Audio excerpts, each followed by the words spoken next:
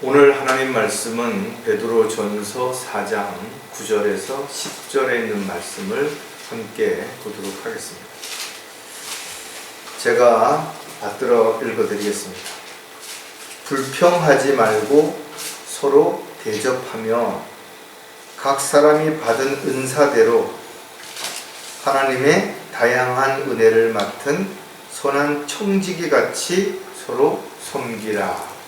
잠깐 말씀을 위해서 기도드리겠습니다. 주시는 분도 또 취해 가시는 분도 주님이신 것을 저희들은 알고 있습니다. 따라서 저희들이 받은 것 가운데 주님으로부터 받지 않은 것은 아무것도 없습니다. 그럼에도 불구하고 저희들은 때로는 자신이 가진 것들을 자랑하거나 또는 불평할 때가 있습니다. 오늘 말씀을 통해서 저희들이 스스로를 한번 다시 돌아보는 계기가 되게 인도해 주시고, 또 어떤 상황에, 어떤 입장에, 어떤 처지에 놓이게 된다 하더라도 결코 주님은 저희들을 버리지도 않으시고 외면하지도 아니하신다는 사실을 잊지 않는 가운데 늘 주님 앞에 무릎을 꿇게 하시고, 주님이 주시는 지혜와 능력 가운데 각자에게 주어진 일들을 잘 감당하며 또 주님을 기쁘시게 해드리는 도구요 일꾼으로 살아가다가 주님 만날 수 있도록 도와주시옵소서. 다시 한번 주님 앞에 감사를 드립니다. 우리를 지극히 사랑하시는, 그리고 이제 곧 다시 오셔서 데려가실 주 예수 그리스도의 이름으로 기도드렸습니다. 제가 성경을 찾아봤더니 불평이라는 단어가 40절에 47번 기록이 되어 있어요. 그런데 그 불평이라는 단어의 구절을 제가 유심히 하나씩 읽어봤더니 대부분이 이스라엘 백성들과 관련되어서 기록이 되어졌습니다. 어떻게 보면 이스라엘 백성들이야말로 하나님께서 선택하시고 또 그들을 지키시고 돌봐주시고 보호하시고 인도하셨던 내용들을 우리는 너무나 잘 알고 있어요. 특히 그들이 출애굽기를 통해서 그 내용을 보면 그들이 이집트에서 노예로 고난을 받을 때 하나님께서는 모세를 통해서 그들을 인도해 내셨고 40년 동안 광야 생활을 하는 동안 초자연적인 방법으로 그들을 먹이시고 돌보주시고 보호해 주신 것입니다. 그리고 그들이 어떻게 해야 될지 구름기둥과 불기둥으로 인도해 주셨어요. 그러나 이스라엘 백성들은 틈만 남은 불평을 했다라는 겁니다.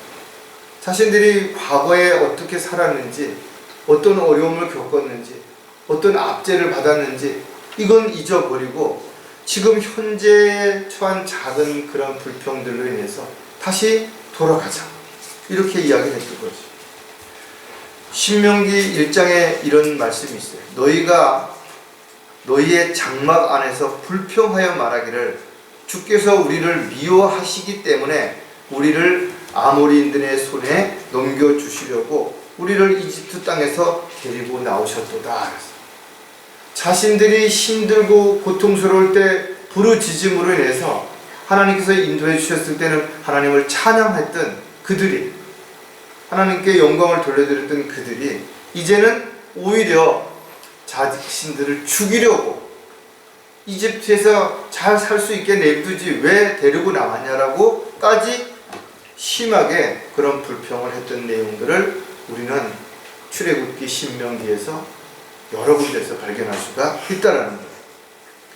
하나님께서 아브라함을 통해서 약속하신 카나안 땅에 그들은 들어가지 못하고 광야에서 40년 동안을 헤매다가 모두 죽었다는 거죠. 성경에는 카나안 땅에 들어간 사람은 여호수아와 칼렙 두 사람 외에는 모두 다 대부분 광야에서 죽은 것입니다. 그들 일부 중에는 이제 자연적으로 나이가 많아서 죽은 사람들도 있겠지만, 그렇다고 하면 20세 이상의 모든 남자들이 왜 카나안 땅에 들어가지 못하고 광야에서 죽은 것인가? 그것은 바로 하나님의 말씀에 대한 약속에 대해서 믿지 않고 거부했기 때문에 그랬던 것이에요. 이러한 내용들을 성경에 기록해 놓은 것이에요. 왜? 훗날 이 성경을 읽는 많은 사람들에게 교훈을 주기 위해서 그렇게 하신 거예요. 고린도전서 10장 10절에 보면 너희는 그들 중 어떤 사람들이 불평한 것처럼 불평하지 말라. 그들은 그러다가 멸망시키는 자에게 멸망당하였느니라. 저와 여러분은 이러한 사실을 성경을 읽으면서 또 설교를 들으면서 또 교제하면서 다 알고 있다라는 겁니다. 그런데도 우리는 순간순간 불평을 할 때가 있는 것이에요. 집이 없는 사람들이 많이 불평할 것 같지만 집이 없는 사람들은 불평하기보다는 어떻게 하면 집을 빨리 장만할까? 또 집을 장만하기 위해서 어떻게 해야 되는가? 하고 나름대로 최선을 다하고 열심히 살아가지만 오히려 집을 장만하고 나서는 집이 평수가 크니 작으니 해가 잘 들으니 안 드니 춥니 안 춥니 뭐가 어떠니 마트가 가깝니 뭐니 뭐 별별 작은 사소한 것을 가지고 결국은 불평을 하는 것이 인간의 모습이라는 것이죠. 사람들이 불평하는 요소가 다르죠. 불평하는 방법도 다를 것입니다. 불평으로 인해서 나타나는 결과도 분명 다를 것입니다. 하지만 우리가 볼 때 습관적으로 불평하는 사람들도 많이 있다라는 거예요. 음식점에 들어가면서부터 불평하기 시작해서 반찬이 맛있니 많이 나오느니 적게 나오느니 뭐 어쩌고 저쩌고 끊임없이 그렇게 불평하는 사람들이 있다라는 거예요. 자, 오늘 설교 제목은 청직이라면 불평하지 말라 이거죠. 오늘 본문에서 우리가 봤던 것처럼 청직이라면 서로 섬기라 이거죠. 하나님이 주신 은혜와 사랑과 능력과 모든 것들을 감사하고 오히려 대접하기를 힘쓰라는 겁니다. 사람들이 자기를 다른 사람들보다 높이고 자랑하고 대접받으려고 섬김을 받으려고 할 때 온갖 불평이 나오는 것이 반대가 되면 불평하지 않죠.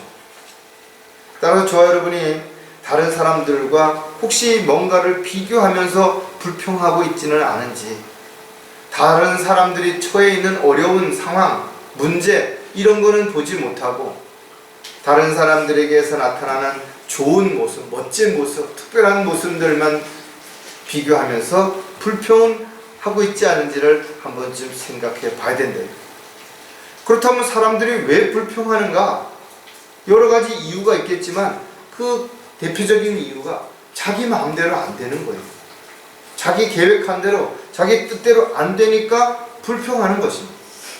그러나 과연 자신이 잘 안 되고 문제가 있고 또 여러 가지 어려움이 처한 것들을 스스로 해결하고 노력하는 그런 자세가 되어 있는 것인가 이거죠. 아니면 불평만 하고 남을 탓하기만 하고 있는 것인가를 한 번쯤 생각해 봐야 될 것이죠.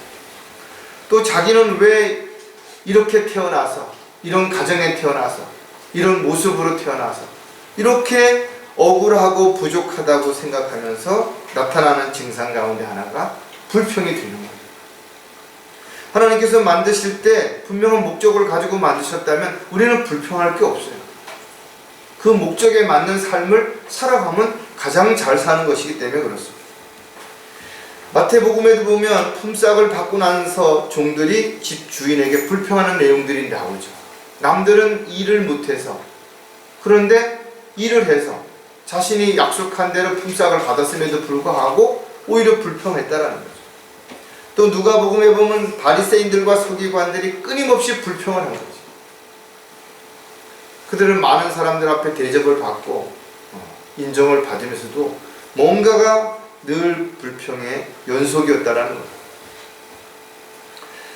어떻게 보면 저와 여러분이 구원을 받은 이후에 참으로 귀한 것들을 얻었죠. 참으로 세상 사람들이 가지지 못한 것들을 이미 가지고 있어요.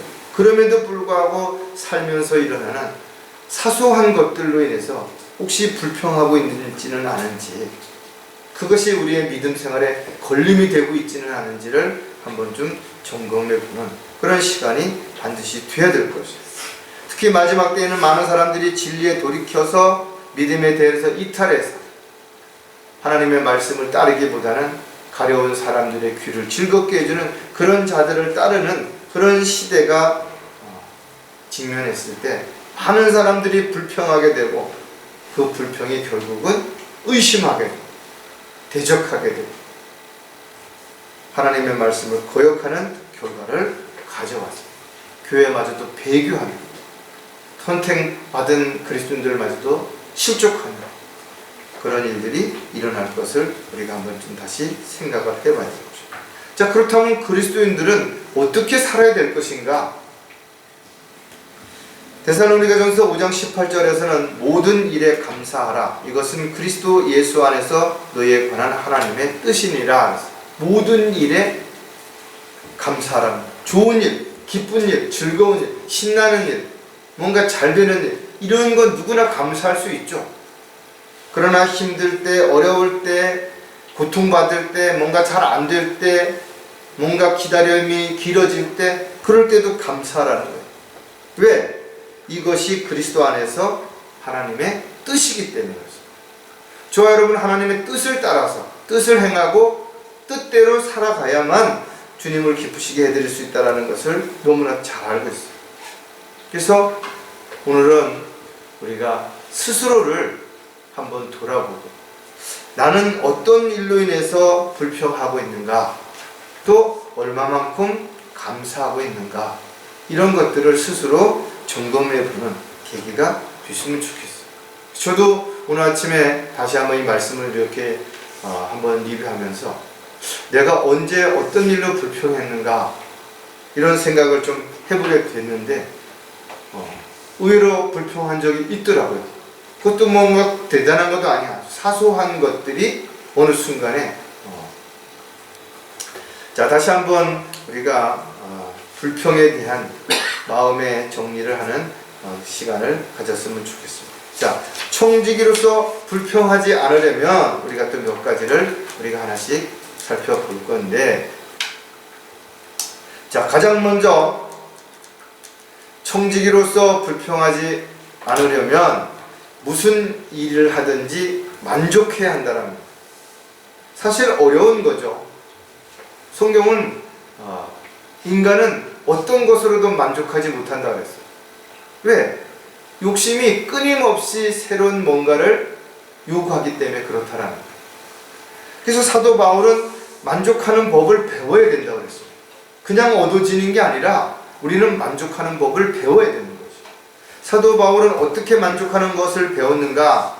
그가 복음을 전하면서 풍족한 상황에 처해보기도 하고 궁핍한 상황에 처해보기도 하고 사람들 앞에 대접을 받고 인정을 받아보기도 하고 반대로 비방을 받고 공격을 당하기도 하고 좋은 곳에서 편안하게 쉼을 얻기도 했지만 감옥에서 정말 고통 가운데 그런 시간을 보내기도 했고 이러는 가운데 그는 하나님의 은혜와 사랑 안에서 진정한 만족을 배우게 된 것이. 그리스도인들 마찬가지로 늘 좋은 일만 있으면 만족하지 않습니다. 그러나 힘들고 어려운 일이 있을 때 비로소 정말 이렇게 돌봐주셨는데 내가 그 사실을 너무나 당연하게 생각했구나. 이렇게 생각해보면서 우리는 오히려 힘들고 어려울 때 감사하고 만족하는 것을 배우게 된다는 거예요. 분명한 것은 하나님은 불가능한 것이 없으시죠. 모든 걸 다 알고 계실 뿐만 아니라 다 하실 수 있잖아요. 그리고 그 하나님을 우리가 아버지라고 부른다면 우리가 두려워할 일들이, 염려할 일들이, 근심하고 걱정할 일들이 과연 무엇인가 이거죠. 왜? 하나님 앞에 우리가 구하는 것이 합당하다면 하나님께서 반드시 들어주신다고 약속하신 것이. 어려워서 들어주시지 못할 그런 문제가 하나님 앞에는 아무것도 없죠. 또 우리가 하는 기도가 아무리 사소하다 하더라도 하나님께서 원하신다면 반드시 그 기도를 들어주시겠다고 약속하신 것이. 그렇다면 저와 여러분은 무슨 일을 하든지 일을 할 수 있다는 것에 대해서 불평하기보다는 먼저 감사해야 됩니다. 일할 수 있다는 것, 건강이 좋든지 또 시간이 있든지 또 필요한 환경과 여건들이 조성되었든지 사람들을 만나게 했든지 모두 감사할 일이라는 것도 우리는 반드시 알고 있어야 되는 거죠. 하지만 많은 사람들이 만족해하지 않는다 이거죠.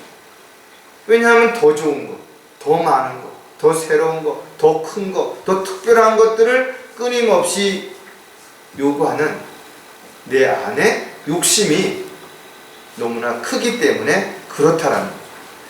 저와 여러분은 자신의 뜻을 이루기 위해서가 아니라 내가 원하고 기뻐하는 일들을 하기 위해서가 아니라 주님이 원하시고 기뻐하시는 도구로 쓰임받기 위해서 우리는 이 세상에 살아가는 동안 직업을 구하기도 하고 또 사업을 하기도 하고 여러 가지 일을 하는 것은 하나님께서 필요한 것들을 공급해 주시는 방법 가운데 하나예요.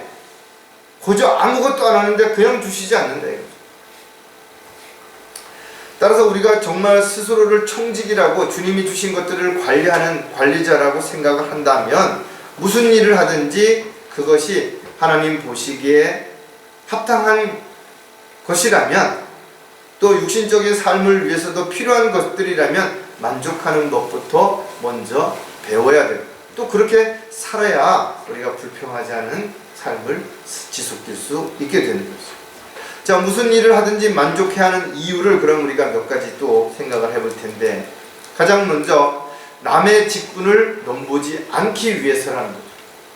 우리 흔한 속담에 남의 손에 들린 떡이 더 커 보인다 이거죠. 사실은 똑같은데 자기가 더 갖고 싶은 욕심이 있으면 더 커 보이는 거예요. 우리는 구약 성경에서 이러한 예를 미리암에서 찾아볼 수가 있는데 미리암은 모세가 혼인한 에티오피아 여인으로 인해서 모세를 비방했다 이렇게 기록이 되어 있어요. 그럼 미리암이 누구냐? 미리암은 모세의 누이예요, 누이. 그러니까 모세가 태어났을 때 파라오의 부모에게 가서 그 아이를 키울 수 있는 그런 모든 환경과 여건들을 조성해주는 역할을 했던 사람이 미리암. 근데 미리암은 모세의 어떤 한 부분의 실수나 잘못된 부분을 가지고 그냥 단지 불평한 것으로 끝나지 않았어요. 왜 모세에게만 특별한 것인가? 나는 왜 그렇게 될 수 없는가? 이렇게 생각을 했다라는 거죠. 어떻게 보면 누구나 높이 올라가고 나면 더 높이 올라가고 싶은 마음이 생기겠죠. 처음에는 요 정도만 됐으면 좋겠다 라고 생각을 하다가도 그것이 이루어지면 또 더 큰 거, 또 더 새로운 거를 계속 뭔가 요구하기 때문에 감사하기보다는 불평할 수밖에 없을 것이에요. 그러나 많은 사람들이 그랬던 것처럼 실질적으로 자신이 가진 것에 만족하지 못하는 사람은 새로운 걸 갖는다고 해서 더 만족하느냐? 그렇지 못하다라는 거죠. 따라서 남의 것이 아무리 좋아 보이고 특별해 보인다 하더라도 나에게 허락하지 않은 것이라면 그것을 절대로 욕심내서는 안 되는 것이. 그리스도인들은 자신에게 주어진 것에, 자신에게 맡겨진 것에 최선을 다해야 되는 것이죠. 민수기 12장 2절에 보면 그들이 말하기를 주께서 참으로 모세를 통해서만 말씀하시더냐 우리를 통하여서도 말씀하지 아니하시느냐 하니 주께서 그것을 들으시더라. 미리암이 한 행동은 단순하게 모세를 거역한 것으로 끝난 게 아니에요. 하나님이 세우신 모세를 거역한 것은 하나님을 대적한, 하나님을 거역한 결과를 가져오게 된 것입니다. 그래서 성경은 그 결과 아주 비참한 미리암은 문둥병이 걸렸다라고 그렇게 기록이 됐어요. 문둥병은 죄를 상징하는 것입니다. 불치병으로서 스스로 인간이 해결할 수 없다라는 것이. 이런 것이 미리암에게 발상됐다는 건 너무나 기가 막힌 거죠. 어떻게 보면 미리암은 실질적으로 선지자로서 찬양을 드리는 아주 귀한 일을 담당했던 사람이에요. 그 자신도 하나님의 말씀을 받아서 선포했던 선지자 역할까지 했던 사람인데도 불구하고 왜 모세에게만 특별히 더 권력을, 더 특별한 능력을 주느냐, 이것을 시샘한 것입니다. 안타깝죠. 남들이 보면 충분한데 그것만으로 더 욕심을 내다가 오히려 자신이 가진 것마저도 다 빼앗기는 그런 안타까운 일들이 있었다는 거죠. 오늘날 마찬가지로 저와 여러분도 자신의 그릇이 있는데 욕심을 내서 그 그릇에 담을 수 없는 뭔가를 담으려고 억지로 꾸겨 넣는다든지 하다 보면 있는 것조차도 다 엎어버리는 이런 안타까운 일이 일어날 수 있다는 거죠. 자, 무슨 일을 하든지 만족해야 하는 또 다른 이유가 뭔가 하면 자기 자리를 지키기 위해서라는 거죠. 어떻게 보면 새로운 것, 남의 자리를 빼앗는 것도 힘들고 어렵지만 자기 자리를 지키는 것도 결코 쉽지 않은 것이에요. 제가 아침에도 형제님들한테, 집사님한테도 별일 없으셨어요? 이렇게 물어봤더니 별일 없으셨다고 그랬는데, 요즘 하도 별일이 많으니까 별일이 없는 것만으로, 특별한 일이 없는 것만으로도 정말 감사할 일이고 행복한 일이라고 생각할 수도 있다 이거죠. 이스라엘 백성들에게는 각 지파마다 있어야 할 곳과 해야 할 일들이 정해졌어요. 그래서 코라의 자손들은 이스라엘 지파 중에서 가장 영향력이 있는 레위 지파로서 성막에서 중요한 일들을 담당했던 사람들이에요. 그래서 성막을 옮기는데 이 코라의 자손들이 아니면 절대로 옮길 수 없었어요. 만질 수도 없었다 이제. 그런데도 불구하고 자신들에게 맡겨진 그것보다 더 좋은 위치에서 뭔가를 누리고 행해 보기 위해서 그들이 하나님의 말씀을 거역하고 또 대적했던 일들이 성경에 기록되어 있다 이거죠. 그래서 아론 지파에게서만 제사장이 나오는 거 불합리하다 이거예요. 왜 우리 지파에서는 제사장이 나올 수 없느냐, 이런 불평 불만이 있었기 때문에 그들이 하나님의 명령을 거역한 것이죠. 그것을 민수기 16장 3절에 기록하고 있는데, 그들이 모세와 아론을 거역하여 사람들을 모으고 그들에게 말하기를 너희가 너무 분수에 지나치도다. 온 회중이 각기 거룩하고 주께서도 그들 가운데 거하시는데 너희가 어찌하여 주의 회중보다 너희 자신들을 높이느냐 하니.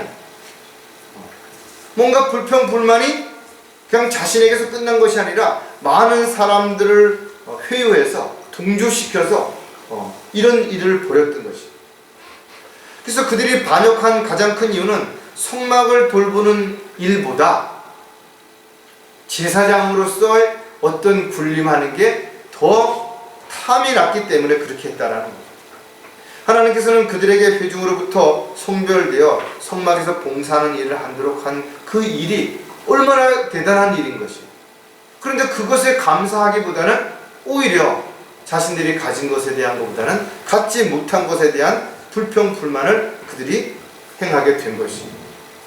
그래서 그가 어떤 결론이 나면 그가 모든 말을 마쳤을 때 그들의 밑에 있는 땅이 갈라지고 그 입을 벌려 그들과 그들의 집들과 코라에 속한 모든 사람들과 그들의 모든 물건들을 삼키니라. 이렇게 반역을 했던 그들은 땅이 갈라지면서 모두 삼켜버렸다. 문둥병보다도 더 끔찍한 일이 발생하게 된 것이에요. 코라의 반역으로 인해서 그 일에 가담했던 사람들, 이유는 어떻게 됐든 간에 꾀임에 넘어갔든 회유를 당했든 거기에 동조했든 간에 모두 여기에 동참했던 사람들은 똑같이 산채로 땅속으로 들어갔다라는 거예요. 저와 여러분이 자신이 있어야 할 자리가 어디인 것인가요? 그 일을 잘 하고 잘 지키는 거가 얼마나 대단한 일이고, 하나님께서 나에게 어떤 일은 아주 작은 일이라도 그것을 맡기셨다라는 것에 대한 얼마나 감사함이 있어야 되는 것인가요? 근데 왜 그 감사함보다는 뭐 때문에 안 되고 뭐가 부족하고 뭐가 문제가 생기고 그래서 끊임없이 불평하고 누구 때문에 무엇 때문에 이렇게 해야 되는 것인가요? 만족하지 못하기 때문에 자신이 하나님의 종이고 일꾼이라는 사실을 잊어버린 채 내가 주인이 되고 내가 주인공이 되었기 때문에 이런 문제들이 발생이 되는 거예요. 자, 무슨 일을 하든지 만족해야 하는 또 다른 이유가 뭔가 하면 남들과 비교하지 않기 위해서라는 겁니다. 아론 지파를 선택하여 제사장의 권위를 주신 것은 아론 지파가 요구해서 된 거 아니에요. 아니면 모든 지파들이 심지뽑기를 한 것도 아닙니다. 아니면 무슨 경쟁을 해갖고 뭔가를 쟁취한 거 아니에요. 하나님의 뜻인 것이에요. 하나님의 계획인 것이에요.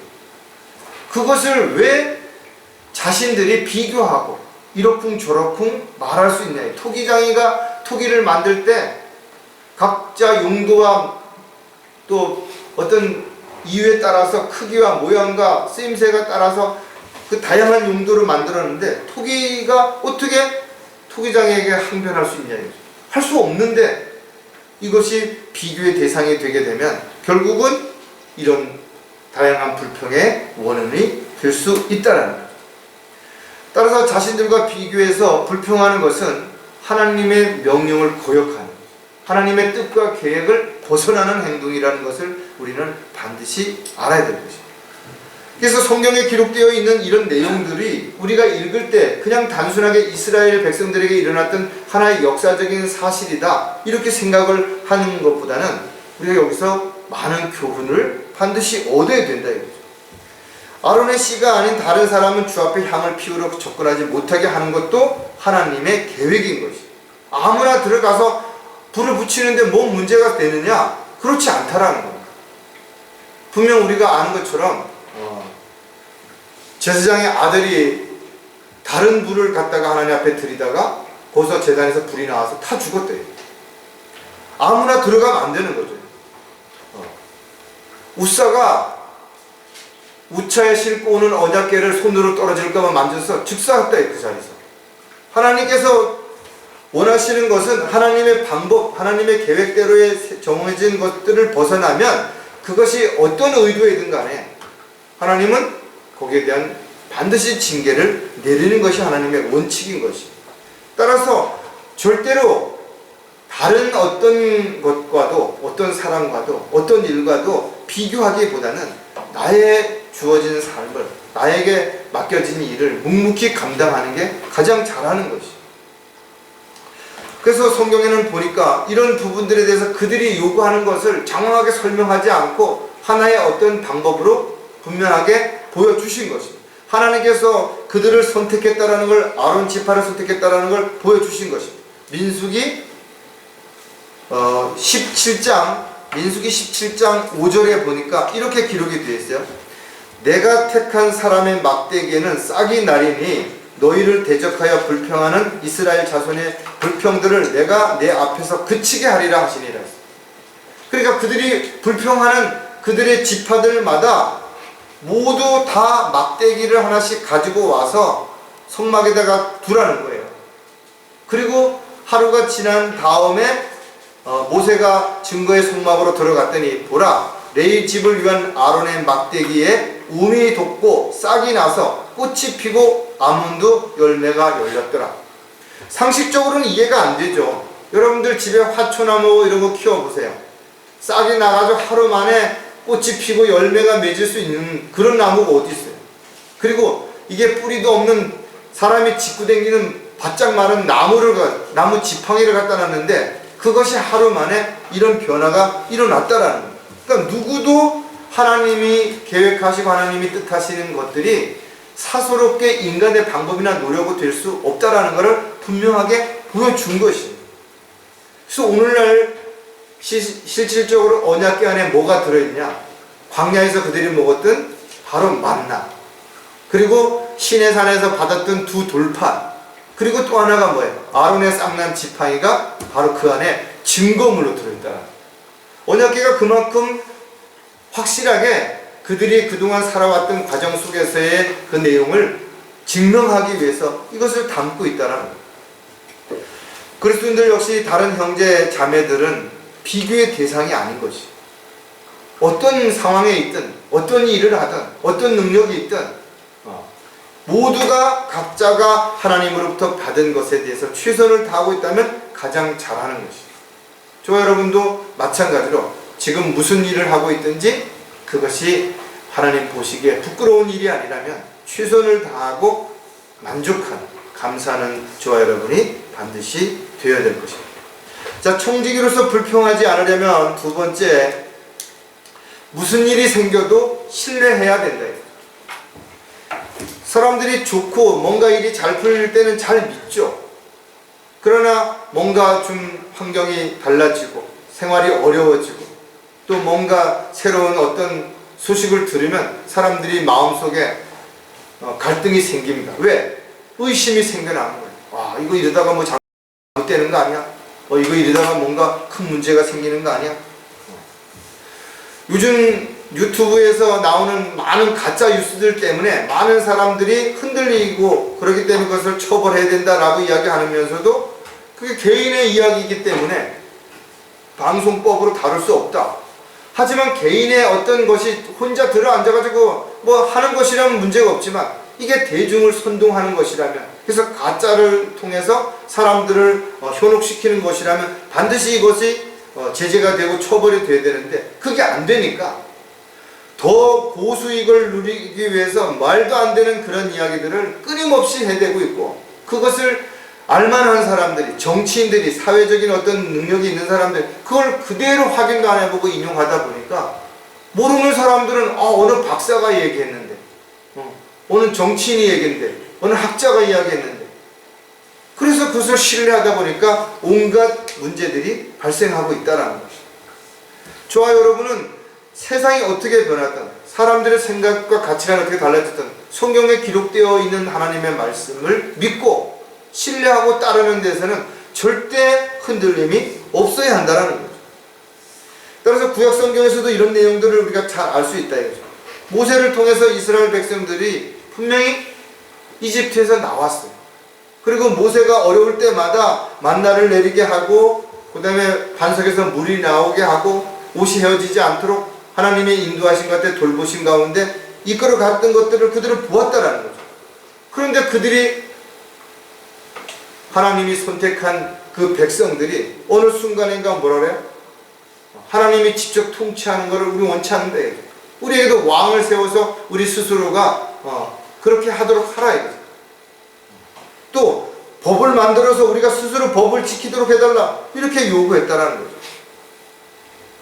결국은 그들은 시간이 지나면서 하나님의 뜻과 계획에서 벗어났죠.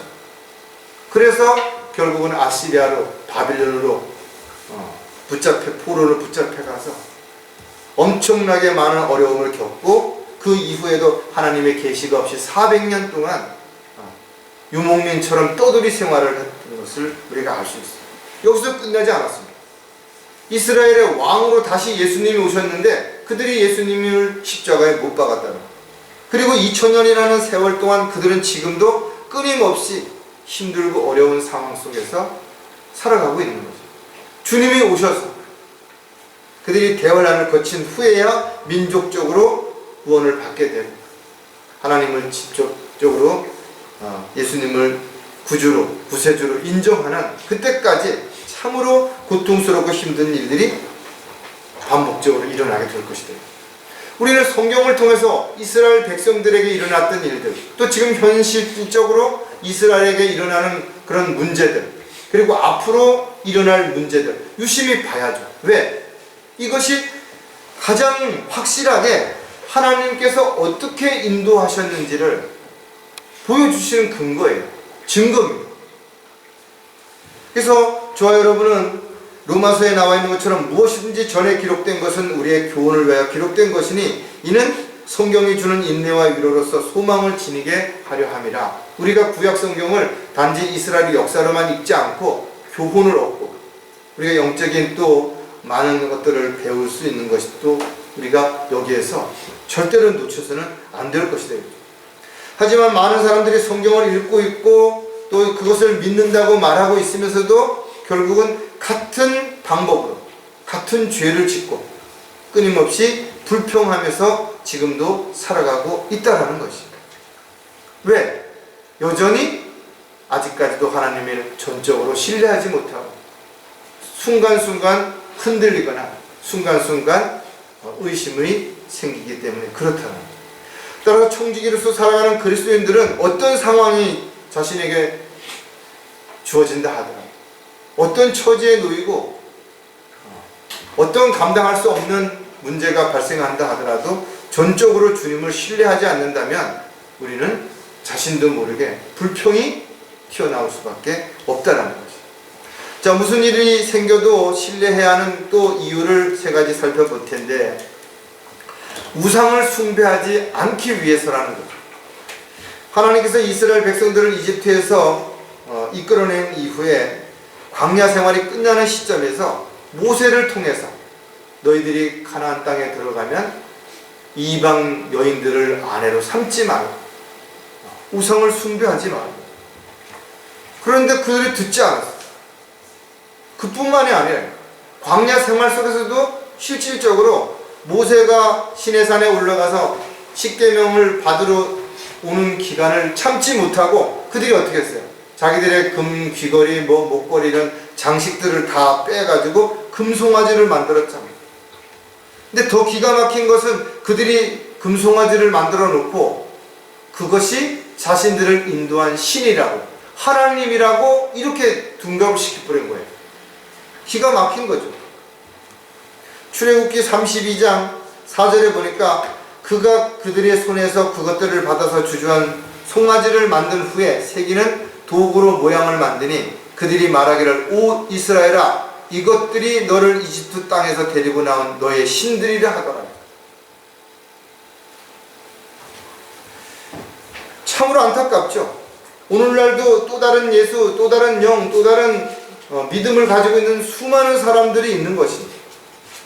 그들은 예수 그리스도를 믿고 그 보혈의 능력으로 구원받는 것이 아니라 도덕적으로, 인간적으로, 그 다음에 어떤 선한 행동을 통해서, 또 고행을 통해서 형식과 전통을 지킴으로 인해서 구원을 받을 수 있다라고 지금도 수많은 사람들을 속이고 있는 그런 어처구니 없는 일들이 있죠.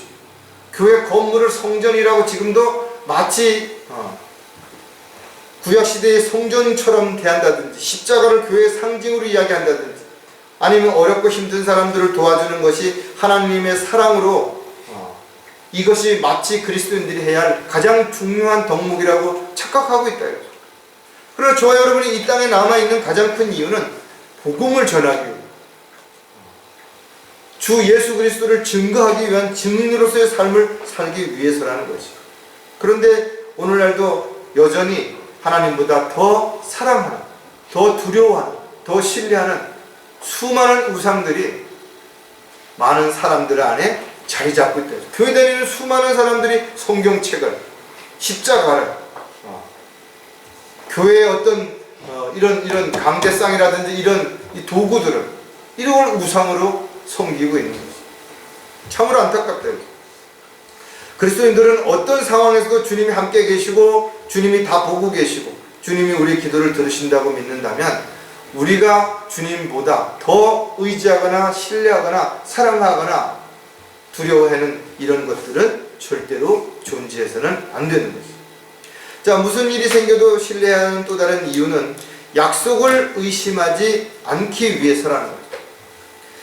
하나님께서 아브라함의 젖과 꿀이 흐르는 땅을 약속했다 이거죠. 이 땅이 바로 가나안 땅. 그래서 이스라엘이 정탐꾼들을 보내서 확인해 봤어요. 그런데 실질적으로 가보니까 정말 젖과 꿀이 흐르는 그런 땅인 것이에요. 포도송이 하나를 사람들이 둘이 메고 갈 만큼 큰 풍족한 그런 것을 보았다 이거죠. 근데 그것을 12명이 가서 보았는데 10명은 돌아와서 자신들이 보았던 그런 풍요로운 것들은 다 말하지 않고 거긴 거인들이 살더라. 우리는 거기에 들어갔다는 뼈도 못 추린다. 밥이다. 이런 표현을 써가면서 절대로 들어가서는 안 되고 들어갈 수도 없다라고 이야기했다. 오직 여호수아와 칼렙만이 사실 보고 들은 것을 그대로 와서 하나님께서 우리에게 약속하신 땅이야말로 정말 젖과 꿀이 흐르는 땅이 맞다 이거죠. 우리가 거기에 들어가면 정말 우리가 잘 살 수 있다는 것을 강조했다 이거죠. 그러나 그렇지 않았던 거죠.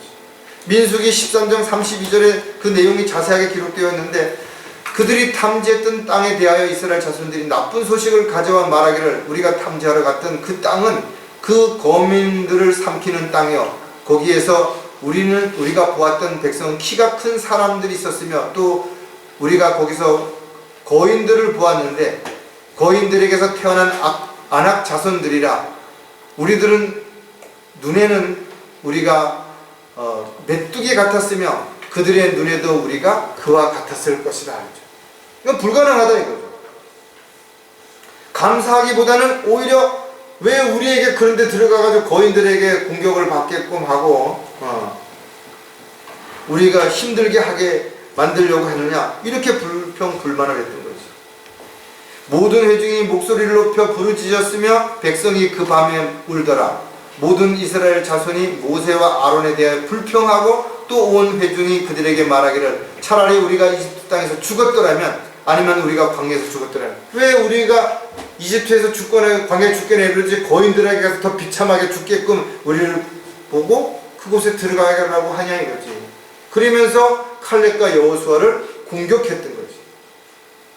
결국은 그들이 가나안 땅에 들어가지 못한 것은 믿음을 결합시키지 못했다라고 성경에 기록하고 있다. 하나님의 약속을 의심했던 거예요. 하나님이 주시겠다고 하셨으면 그것을 쟁취할 수 있도록, 전쟁에서 승리할 수 있도록 거기에 필요한 능력과 환경과 여건도 조성해 주실 거라 믿었으면 그렇게 하지 않았을 거라고. 근데 그들은 하나님의 말씀보다는, 하나님의 약속보다는 자신들의 능력, 자신들의 입장을 먼저 생각했기 때문에 하나님을 신뢰하지 않았던 거죠. 자, 무슨 일이 생겨도 신뢰하는 또 다른 이유가 뭐냐면 올무에 걸리지 않기 위해서라는 거죠. 하나님께서 이스라엘 백성들이 이방인들과 혼인하는 것을 원치 않았어요. 왜냐하면 그것이 음행을 저지르는 일이고, 음행을 저지르는 일은 곧 하나님 앞에 죄를 짓는 일이기 때문에 그런 것이죠. 근데 성경에 보면 발락 왕이 발람을 초대해가지고 이스라엘을 저주하라고 했던 그런 사건에 대한 내용이 기록이 되어 있어요. 그런데 실질적으로 그가 이스라엘 백성들을 대신해서 저주를 하려고 하다 보니까 하나님이 두려웠기 때문에 처음에는 그렇게 하지 않고 오히려 이스라엘을 축복했어요. 하지만 발락이 가만히 안 있었죠. 오히려 다시 또 많은 물질적인 것들을 가지고 미혹을 했을 때 결국은 이 발람은 하나의 묘책을 세운 것이, 내가 직접 이스라엘을 저주하지 않아도 이스라엘이 하나님 앞에 죄를 짓게 되면 하나님 앞에 저주를 받게 될 것이다 라는 것을 알아서 이스라엘 스스로가 죄를 짓도록 함정을 판 것입니다. 민수기 25장 1절에 보니까 이스라엘이 시딤에 거하였는데 그 백성이 모압의 딸들과 더불어 음행하기 시작했더라. 하나님이 싫어하는 일을 하나의 축제라는 이름으로 이스라엘 백성들이 음행을 저지르도록 그렇게 만드는 것입니다. 쉽게 말하면 함정을 판 것입니다. 올무를 놓은 것이에요. 여러분, 올무라는 걸 젊은 우리 형제자매들은 이해가 잘 안 될 수 있는데, 우리가 어렸을 때는 산에 가서 토끼를 잡거나 그럴 때 이 올무를 갖다 철사로 동그랗게 해가지고 나무에다 묶어 놓으면 지나가는 그 토끼가 그 목이 거기 걸려서 잡히는 거예요. 그리고 이 올무를 만들어서 설치할 때 사냥꾼이 주변에 은폐되도록 나뭇잎이나 이런 걸 싹 가려서 잘 안 보이도록 만드는 거예요. 이것이 하나의 일종의 덫인 것입니다. 그러니까 이 발람이 이스라엘 백성들이 죄를 짓도록 간접적으로 덫을 놓은 것입니다. 여기에 걸려 들어간 거죠. 그래서 고린도전서에 보면 우리는 그들 중 어떤 사람들이 음행한 것처럼 음행하지 말자. 그들은 그러다가 하루에 23,000명이 죽었느니라. 이스라엘 백성들이 이 올무에 빠져서 한꺼번에 23,000명이라는 사람이 죽었다는 거예요. 얼마나 기가 막힌 일이에요. 그리스도인들은 직접적으로 죄를 짓지 하더라도 또 사람들에게 죄를 짓도록 하지 않았더라도 그것이 만약에 여러 가지 자신의 어떤 행동이라든지 말이라든지 또는 문화, 교육, 스포츠 이런 것을 통해 갖고 사람들이 죄를 짓도록 만들었다면 이것이 결국은 그 사람에게 올무를 놓아서 스스로가 올무에 걸려서 넘어지게끔 만든 하나의 죄의 매개체가 되는 것이에요. 이것이 바로 성경에서 가리키는 발람의 교례. 이 발람의 교례를 조심하라는 거예요.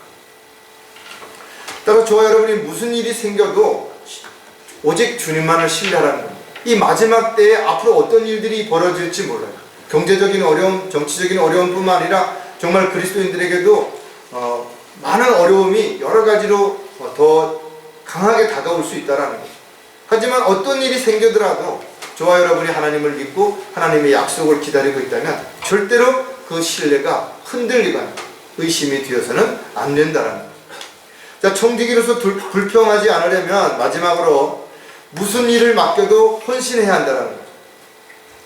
처음 직장을 들어가든지 처음 사업을 하든지 그럴 때는 정말 열심히 일하죠. 밤낮 열심히 일을 해도 피곤한 줄도 모르고 힘든 줄도 모르는 거예요. 왜? 내 사업이고 내 일이고 또 나에게 주어진 일이기 때문에. 그런데 시간이 지나면서 뭔가가 자기 자신도 모르게 슬슬 불평이 나오기 시작하는 거예요. 그래서 뭔가 새로운 거를 요구하게 되고 비교하게 되고 또 누구 때문에 어렵고 힘들다고 탓하게 되고 불평이 되는 것이. 우리에게는 모두 옛성품이 남아있어요. 겉으로 드러나지 않았을 뿐이지 어떤 상황이 되면 언제 어떤 상황에서 드러나게 될지 아무도 모른다 이거죠. 그래서 우리가 끊임없이 자기 자신을 낮추고 겸손해야 되고 자기 자신을 부인해야 되고 십자가를 져야 되고 이러는 이유가 뭐냐 하면 자기도 모르게 자신을 높이고 자신을 자랑하고 대접받으려고 하는 그런 육신의 성품들이 끊임없이 내 안에서 꿈틀거리고 있기 때문에 그렇다라는 거죠. 구원받은 그리스도인이라고 해서 하루아침에 모든 것이 다 달라지는 거 아니죠. 여전히 내 안에는 지금까지 살아오면서 했던 습관들, 버릇들, 안 좋은 어떤 그런 것들이, 기억들이 끊임없이 나에게 바울이 그랬던 것처럼 갈등하게 만들고 방황하게 만들 수 있다라는 거죠. 하지만 주님은 우리에게 분명히 직분을 맡기시는 것뿐만 아니라 필요한 모든 것들을 공급해 주시겠다고 약속도 하고 계시는 거죠. 따라서 주님이 우리에게 무엇을 맡기실 때 그냥 맡기시는 거 아니에요. 내가 아무리 부족하고 연약해 보인다 하더라도 하나님께서 어떤 일을 맡기실 때는 그 일을 감당할 수 있는 믿음, 열정, 사랑, 용기, 끈기, 인내 뭔가를 다 보셨기 때문에 그 일을 맡기신다라는 거죠. 따라서 저와 여러분이 해야 하는 일은 그냥 맡기신 일에 최선을 다하거나 순종하거나 헌신된 삶을 살아가면 되는 것이. 하지만 많은 사람들이 입으로는 하나님을 위해서는 뭐든지 하겠다라고 말하면서 헌신하지 않습니다. 항상 내가 먼저 나오고 이 일을 끝내놓고 나서 내가 좀 뭔가 시간이 좀 여유가 생기면 물질적인 풍요로움이 좀 생기면 그때 뭘 하겠다라고 말한다라는 거예요. 그러나 주님은 우리에게 내가 너를 불러서 일을 시킬 때는 거기에 필요한 모든 것을 주신다라는 거죠. 곡식을 떠는 소에게 재갈을 물리지 않고 반드시 먹을 걸 주시겠다라는 거예요. 그렇다면 우리가 어떤 일을 지금 주님이 맡기셨든 간에 그 일에 헌신하면 잘하는 거예요. 가장 잘하는 거예요. 더 큰 일, 더 많은 일, 더 대단한 일을 하지 않아도 지금 내가 하는 일만으로도 충분히 하나님을 기쁘시게 해드릴 수 있고 하나님이 원하시는 도구로 쓰임받을 수 있다고 생각한다면 비록 그 일이 작은 일이라도 남들이 보기에 하찮게 여기는 일이라도 하나님이 나에게 원하시는 일이라면 최선을 다해 헌신하는 저와 여러분이 반드시 되어야 될 것입니다. 자, 무슨 일을 맡겨도 헌신해야 하는 이유를 또 몇 가지 생각해 보면 미리 불안해하지 않기 위해서라는 거예요. 우리가 한 번도 안 해본 일을 하는 것은 호기심만 있는 게 아니라 불안함과 두려움이 있죠. 왜? 어떻게 될지 모르잖아요. 누가 만나게 될지 또 어떤 상황이 벌어질지 어떤 입장에 처하게 될지 모르잖아요. 이스라엘 백성들이 광야에서 어디로 가야 될지 모르다. 뭐 지도가 있는 것도 아니고 나침판이 있는 것도 아니고 무슨 일정표가 있는 것도 아니고 하지만 하나님께서는 그들을 놀라우신 방법으로 인도해 주신 것이 모두가 보는 가운데 움직일 수 있도록 낮에는 구름 기둥으로 밤에는 불 기둥으로. 그래서 모세는 그것을 보고 사람들 앞에서 지금은 불 기둥이 구름 기둥이 움직이지 않으니까 그대로 있으라. 어떨 때는 한 달 심지어는 1년까지도 그 자리에 있었던 것이다. 아니 어떻게 물 한 모금 마실 수 없는 사막에서 돌에서 반석에서 물이 나오게 할 수 있냐. 어떻게 메추라기로 굶주린 배를 채우게 할 수 있겠냐는 거죠. 이스라엘 백성들을 이렇게 초자연적인 방법으로 돌봐주시고 보호해 주셨는데도 불구하고 그들은 불안했던 거지. 그래서 조금만 뭔가 힘들어지고 어려워지고 그러면 다시 이집트로 돌아가자 모세로 불평했던 거예요. 지금 오늘날도 마찬가지죠. 사람이 살다 보면 참 다양한 일들이 일어나죠. 우리가 길을 가다 보면 도랑을 건너기도 하고 또 어떤 나무 사이를 지나가기도 하고 장애물이 있기도 하고 넓은 길이 나왔다 좁은 길이 나왔다 굽은 길이 나왔다 언덕으로 올라갔다가 내려갔다 다양한 길들이 있다 이거죠. 그런데 그런 것들도 다 하나의 과정인데 그것이 있을 때마다 불평한다면 그 어떻게 살 수 있겠냐라는 거죠. 디모데전서 6장 8절에 우리에게 먹을 것과 입을 것이 있으면 이것들로 만족할 것이니라. 과연 정말 그런가요? 요즘 먹을 것과 입을 것이 없어서 굶주리는 사람들이 물론 아직도 저쪽에 아프리카라든지 이런 데는 많이 힘들죠. 물론 우리나라에도 일부분의 어떤 사람들은 먹는 것, 입는 것 그런 것이 삶에 있어서 가장 중요한 역할을 할 수밖에 없는 그런 처지에 있는 사람들도 있을 거예요. 그러나 대부분들은 이런 것들이 부족해서가 아니에요. 넘쳐나기 때문에 오히려 뭘 선택하지 못해서 고민하고 불평하고 이러는 것들이 더 일어난 거예요. 욕심은 욕심을 불러일으킨다. 절대 욕심은 만족함을 가져오지 못하는 것이. 따라서 저와 여러분이 미리 어떤 마음의 욕심이 일어나지 않도록 그래서 불안하거나 두려워하지 않도록 또 앞으로 일어날 일들은 하나님의 약속대로 인도하신 가운데 분명히 돌봐주시고 보호해 주실 것을 우리가 믿으면 되는데 괜히 걱정하고 괜히 염려하고 전쟁이 일어날까봐 미리 염려하고 나라가 망할까 미리 염려하고 이런 것들이 염려하기보다는 기도하는 것이죠. 하나님이 선하게 위정자들의 마음과 생각을 잘 돌이키고 국민들이 정신을 차리고 옳고 그런 것들을 잘 분별하고 또 자신의 어떤 이익을 위해서가 아니라 정말 나라를 생각하는 가족을 생각하는 자녀들을 생각하는 후대를 생각하는 그런 마음으로 잘못된 건 잘못됐다라고 말하고 잘하는 건 잘한다고 칭찬해주고 이러는 것들을 잘한다면 충분한데 결국은 사람들을 속이고 앞에서 선동하는 사람들이 꿰매 넘어가는 것도 국민들의 잘못이다. 따라서 남을 탓하고 나와 다르다고 공격하기보다는 나라도 잘하려고 하는 그런 마음이 먼저 우선 되어졌을 때 또 상대방을 존중하고 또 충분히 서로 의논해서 더 좋은 방법을 찾고 그래야 되는데 모두 자기들 주머니만 생각하고 욕심만 생각하다 보니까 지금 나라가 이런 상황까지 오게 된 것은 참으로 안타깝다. 스스로 만족하는 법을 배우지 못한다면 누구도 마찬가지로 불안해야 할 수밖에 없고 두려워할 수밖에 없고 결국은 불평할 수밖에 없다는 거예요. 저와 여러분이 어떤 상황이 변한다 하더라도 또 어떤 입장에 처한다 하더라도 우리는 미리 불안해할 필요, 두려워할 필요 없다.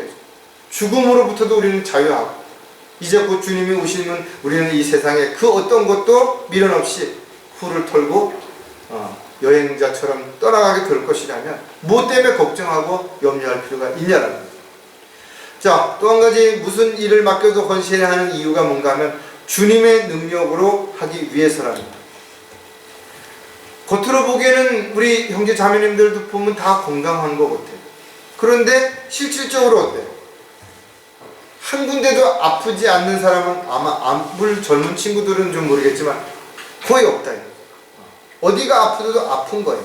특히 나이를 먹게 되면 자연스럽게 많은 것들이 나빠지는 겁니다. 이걸 받아들여야 돼요. 노화는 질병이 아니라 당연히 나이를 먹으면 일어나는 하나의 과정인 것이죠.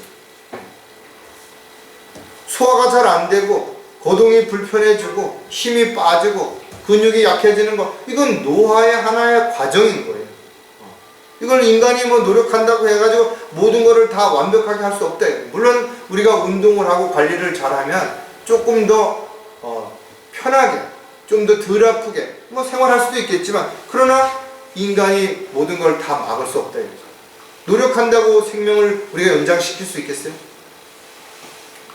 따라서 저와 여러분이 좀 부족할 때, 연약할 때 오히려 주님을 더 의지하게 되죠. 일이 잘 나고 잘 되고 뭔가 하고자 하는 일이 잘 될 때마다 하나님을 의지하는 게 아니라 그때는 내가 잘해서 자신도 모르게 자기를 높이게 되는 결과를 가져올 수도 있어요. 고린도후서에 여러분 잘 아시는 12장 10절에 보면 그러므로 내가 그리스도를 위하여 약한 것들과 모욕과 궁핍과 박해와 곤경을 기뻐하노니 이는 내가 약할 때 곧 내가 강하기 때문이다. 사도 바울이 한 이 고백을 우리가 한번 곰곰이 생각해 봐야 된다. 왜 사도 바울이 이렇게 여러 가지 어렵고 힘든 상황에 처해 있을 때 비로소 강할 수 있었는가? 자신의 방법으로 자신의 능력으로 안 되니까 하나님 앞에 구했겠죠. 하나님 도와주세요. 하나님 이 문제를 해결해 주세요. 하나님 이 일을 감당할 능력을 주세요. 그래서 자신이 결과적으로 봤을 때 가장 약했을 때 하나님을 신뢰했고 하나님을 신뢰했을 때 했던 것들이 하나님의 능력을 했다라는 걸 알았다라는 거죠. 지금도 저와 여러분도 마찬가지죠. 힘들고 어려울 때 주님을 찾고 주님 앞에 무릎을 꿇고 주님 앞에 더 매달리게 되는 건 당연한 것입니다. 따라서 저와 여러분이 건강을 잘 돌보고 치료받는 것도 중요하지만 지금 내가 가지고 있는 이 상태만으로도 감사할 수 있는 먼저 마음을 가지고 더 나빠지지 않도록 더 불필요한 어떤 것으로 인해서 힘들어지지 않도록 잘 관리하는 거 더 우선적으로 반드시 깨야 되는 것이다. 또 재능도 마찬가지, 은사도 마찬가지. 더 뭐 새로운 능력과 새로운 은사를 주셔서 내가 뭔가를 더 하겠다라기보다도 지금 내가 가진 걸 가지고 잘할 수 있는 방법을 찾아서 그 안에서 최선을 다한다면 주님이 원하시면 더 큰 것, 더 많은 것 왜 안 주시겠냐고요. 따라서 중요한 건 내가 어떤 일을 얼마나 많이, 얼마나 열심히 했느냐보다 더 중요한 게 주님의 능력으로 주님이 기뻐하시는 그런 일을 했느냐가 훨씬 더 소중한 것을 저와 여러분이 다시 한번 생각을 했으면 좋겠어요. 자, 무슨 일을 맡겨도 헌신해야 하는 또 다른 이유가 뭔가 하면 문제를 해결하기 위해서라는 거죠.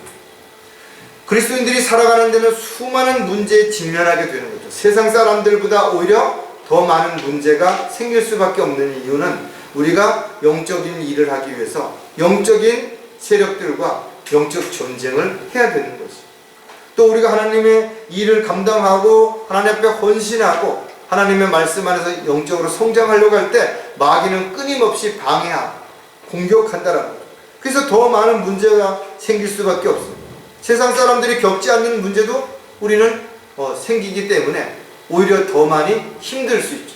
그래서 우리가 하나님 앞에 기도하고 하나님 앞에 지혜를 달라고 기도하고 하나님 앞에 능력을 달라고 기도하고 문제를 해결하게 해달라고 기도하는 것이죠. 따라서 저와 여러분이 어떤 상황에 있어도 문제가 해결되지 못할 수 있는 그것은 아무것도 없나는 거예요. 왜? 전지전능하신 하나님을 우리가 믿고 있기 때문에 그런 것이죠.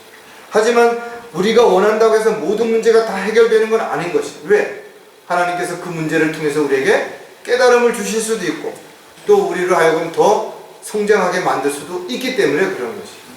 하지만 우리가 분명한 것은 어떤 문제가 생겼을 때 그 문제의 답을 멀리서 찾지 말고 나에게서 찾지 말고 나의 어떤 능력에서 찾지 말고 하나님 앞에서 말씀을 통해서 문제를 찾고 답을 찾을 수 있는 저와 여러분이 되어야 되는 거죠.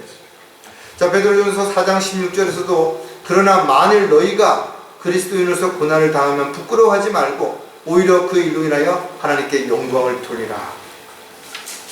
이스라엘 백성들도 홍해 앞에 꼼짝할 수 없는 상황에 처했을 때 광야에서 물이 없을 때 먹을 것이 없을 때 그들이 하나님 앞에 먼저 구하고 하나님 이 문제 해결하게 해주십시오 이렇게 했으면 얼마나 좋았겠어요. 근데 불평 먼저 했다 이거죠. 그리고 나서 하나님께서 또 해결해 주면 감사하고 또 다시 불평하고 이것이 반복됐던 것이죠.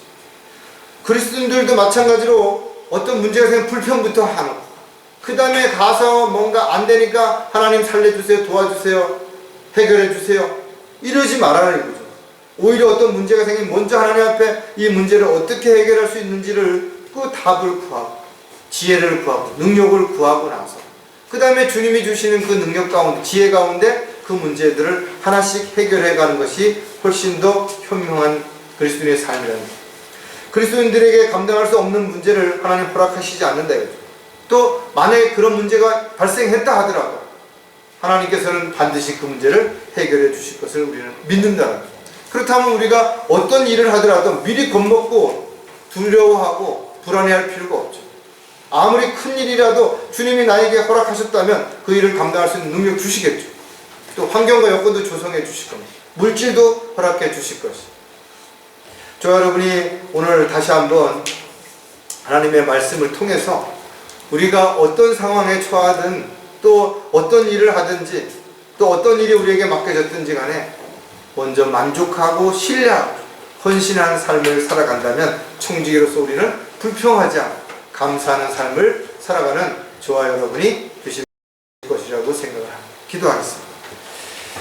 하나님 아버지, 영원한 지옥의 형벌로부터 영원토록 고통받아야 할 저희들을 구원해 주시고 또 자녀로 삼아 주시고 다시 오셔서 영원히 살 수 있도록 영생을 허락해 주셔서 또 부활의 소망을 주셔서 또 천년 왕국에서 새 예루살렘에서 주님과 함께 영원히 함께 할 수 있는 약속을 허락해 주셔서 참으로 감사를 드립니다. 저희들이 육신의 몸을 입고 이 세상에 살아가는 동안 힘들 때, 어려울 때, 고통받을 때, 또 세상으로부터 비난을 받고 손가락질을 받고 욕을 먹을 때도 있습니다. 그럴 때 저희들도 모르게 육신적인 옛성품으로 인해서 불평하고 남을 탓할 때도 있습니다. 그런 오늘 말씀을 통해서 다시 한번 저희들 스스로를 돌아보는 계기가 되어서 불평하기보다 먼저 감사하는 저희들이 되기를 간절히 구하고 원합니다. 남을 탓하기보다 오히려 내가 그와 같은 상황에서 주님으로부터 모든 문제를 해결함을 받을 수 있고 또 모든 것을 행할 수 있는 주님의 도구요 종으로 살아갈 수 있도록 주님 앞에 무릎을 꿇을 수 있는 저희들의 생애가 되도록 도와주시옵소서. 다시 오실 우리 주 예수 그리스도의 이름으로 기도드렸습니다.